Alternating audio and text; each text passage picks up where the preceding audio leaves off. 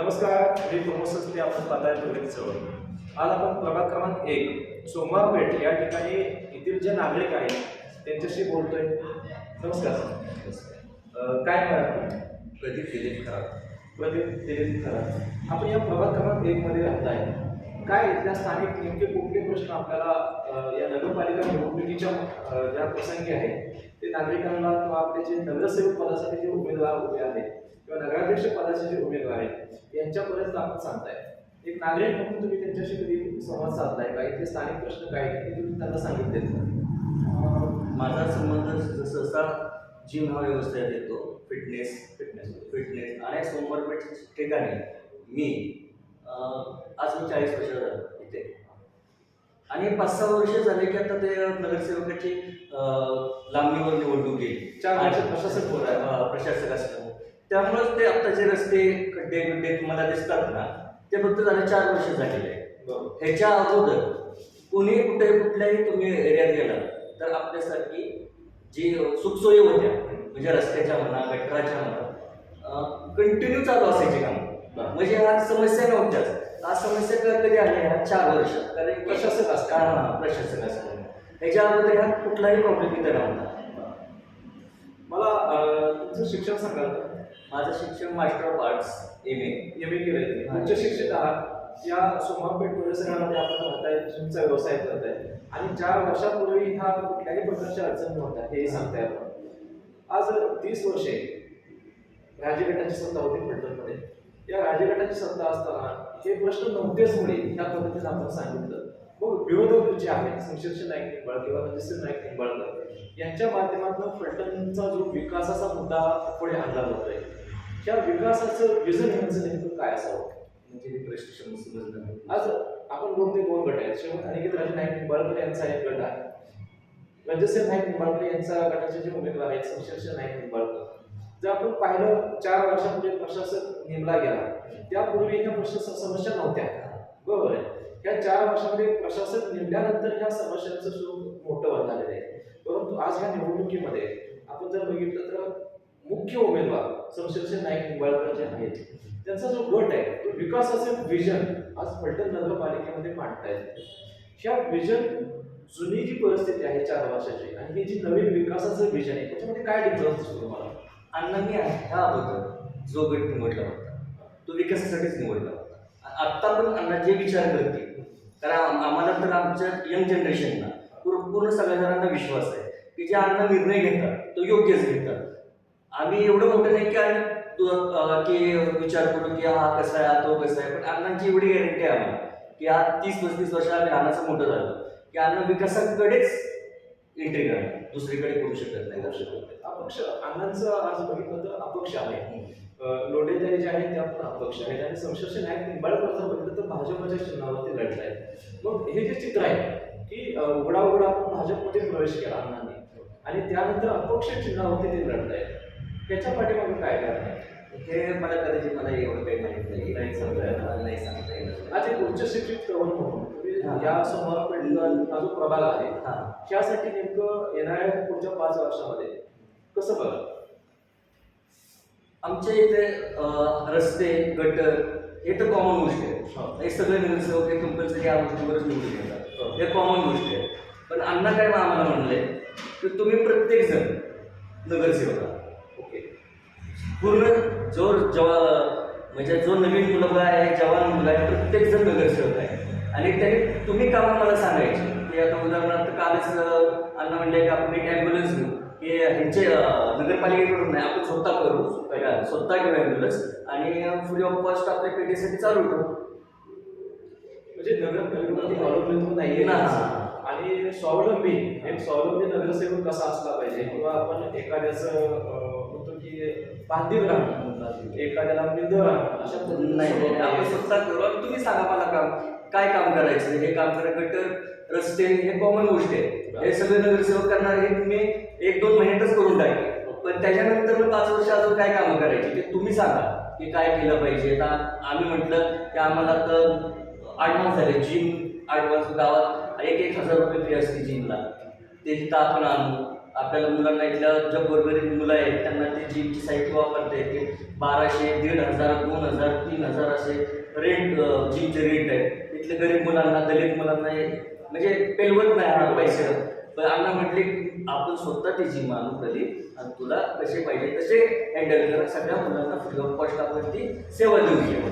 Plus अजून आता शाळाचा विषय आहे की शाळामध्ये आता असं झालेलं आहे की तिथली मुलं बाहेर जातात खूप जण शाळेत. पण इथं अजून आपण डेव्हलप करूया, अजून इथं डेव्हलप करूया, मुलांना खाऊन ठेवूया. हे आता आमचं कालच बोलणं झालं आणि याच्या अगोदरही बोललं. पण हे 4 वर्ष इलेक्शन लागल्यामुळे ह्या गोष्टी जरा थांबलेल्या आहेत. सगळ्या पूर्ण गोष्टी थांबलेल्या आहेत. विकासाच्या प्रक्रियेमध्ये विकासाच्या भागामध्ये सामील होण्यासाठी थोडासा वेळ द्यावा लागेल.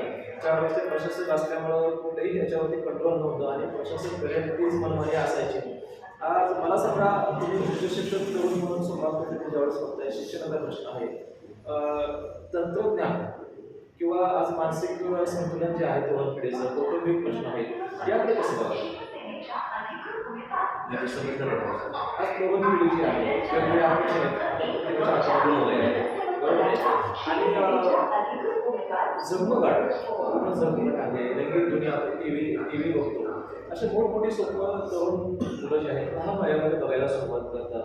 परंतु जे प्रत्यक्ष जीवन आहे, म्हणजे वाडवडिलांचं जे संस्कार असतात, मूळ जी कुटुंब व्यवस्था आहे, या कुटुंब व्यवस्थेमध्ये संवाद संपलेला दिसतो.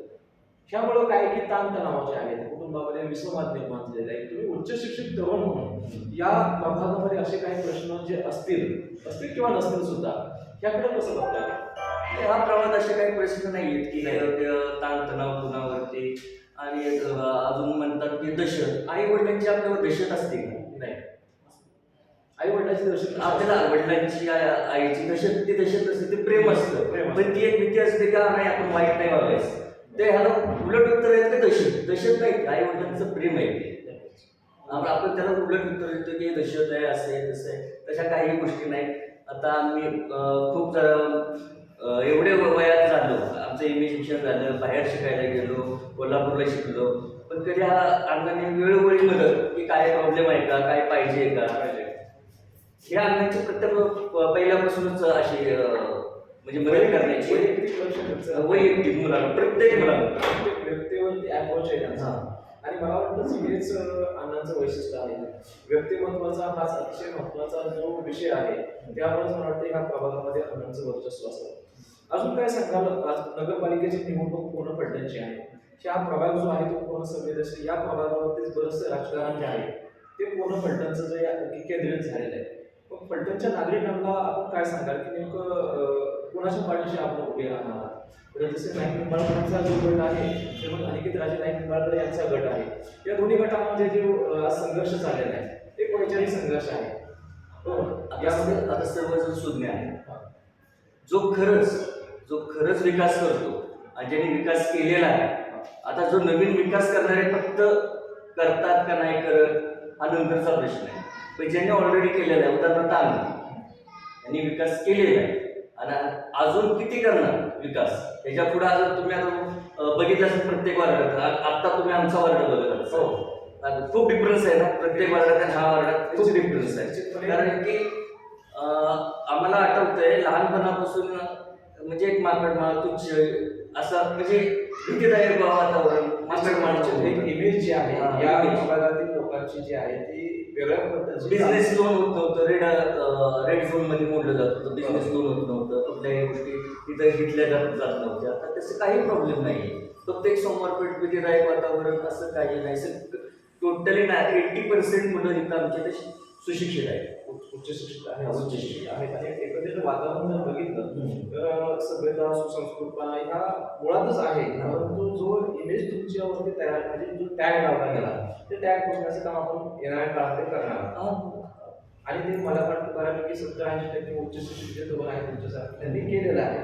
आणि एक वेगळ्या स्तरामध्ये आपण या प्रभागाचं जे काम आहे, या प्रभागाची जी इमेज आहे ती तयार करण्याचं काम कराल अशी आपल्या निश्चितपणे आशा आहे. मला सांगा, फलटणसाठी आपण हा जो टॅग लागलेला आहे हा निश्चितपणे दुर्दैवीच आहे.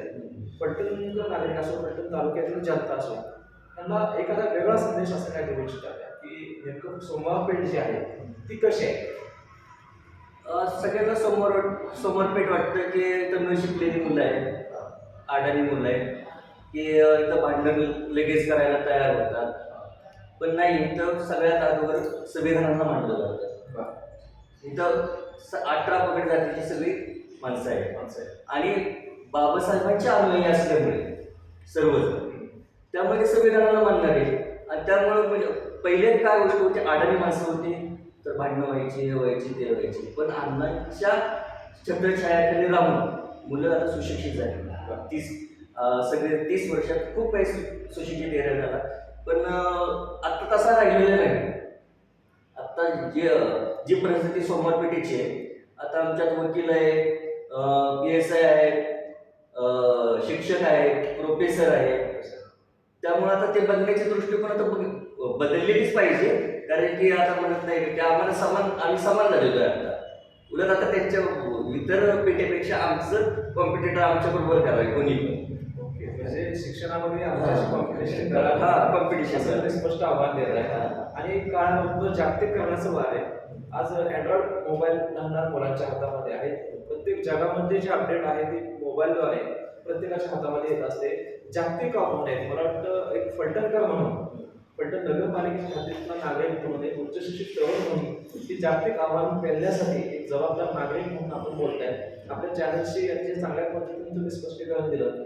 आणि एक संघ भारत जो आहे आज जागतिक स्पर्धेमध्ये टिकण्यासाठी एक अतिशय चांगल्या पातळीवरती, जसं आपण म्हणतोय की ग्लोबल टेक्नॉलॉजी जी आहे त्याची वेगवेगळी आव्हाने आहेत, अर्थव्यवस्थेची वेगवेगळी आव्हाने आहेत. ती आव्हानं पेलवण्यासाठी सोमवारपेठ सुद्धा फलटणमध्ये मागे नाहीये. आणि सोमवारपेठ ही सगळ्यांच्या पुढे असेल असं आपण आशा चित्र उभं केलं. आपल्या चॅनलशी बोलल्याबद्दल तुमचे आभार आहेत. धन्यवाद.